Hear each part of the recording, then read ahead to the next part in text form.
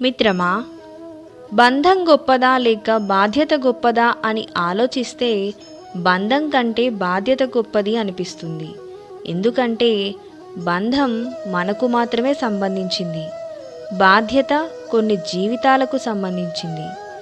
మన సంతోషం కంటే మన అనుకునే వాళ్ళ సంతోషమే మన బాధ్యత కదా. నీటిలో విసిరిన రాయి, హృదయంలో గుచ్చుకున్న మాట మాయమైపోవు. రాయి కరిగిపోదు, మాట మారిపోదు. మొలకెత్తడం విత్తనం యొక్క విజయం కాదు, అది ఆరంభం మాత్రమే.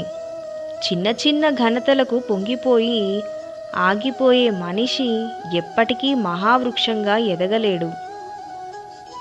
బాధలు అనేవి గాలి లాంటివి. అవి లేని చోటంటూ ఏదీ లేదు.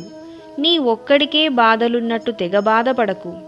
చాలామంది అందులోనే ఉండి ఈత కొడుతున్నారని తెలుసుకో.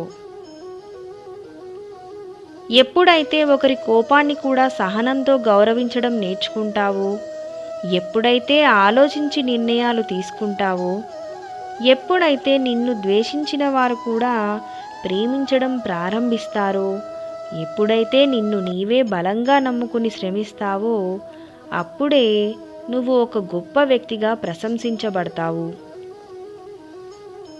కారణం లేకుండా ఇతరులు నిన్ను విమర్శిస్తున్నారంటే నీవు చేస్తున్న పనిలో విజయం సాధించబోతున్నావన్న మాటే.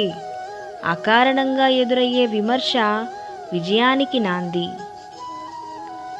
పడిపోతానని భయపడితే నడక రాదు, ఓడిపోతానని భయపడితే విజయం రాదు. ఫలితం నువ్వు నిర్ణయించకు, ప్రయత్నిస్తూ పోతే ఫలితం అదే వస్తుంది. నీ మేలు కోరేవాడు నిన్ను ప్రశ్నిస్తాడు, నీకు కీడు చేసేవాడు నీ తప్పులను కూడా ప్రశంసిస్తాడు. నిజాయితీపరుని నమ్మితే ప్రగతి, భజన సంఘాన్ని నమ్మితే అధోగతి. ఇది చరిత్ర చెప్పిన జగమెరిగిన సత్యం. అందరితో కలిసి ఉండు, అందరిలానే నవ్వుతూ ఉండు. అంతేకాని అందరినీ అయిన వాళ్ళు అనుకోకు, అంతా నా వాళ్ళు అని మురిసిపోకు. నటనతో కూడిన మనిషి ప్రేమ విషం కంటే ప్రమాదం, గుర్తుంచుకో.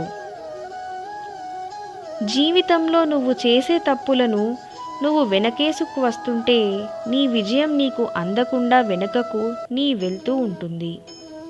నీ తప్పులను నువ్వు సరిదిద్దుకుంటూ ముందుకు వెళ్తుంటే నీ విజయం నీకు ఎదురుగా దగ్గరికి వస్తుంది, గుర్తుపెట్టుకో.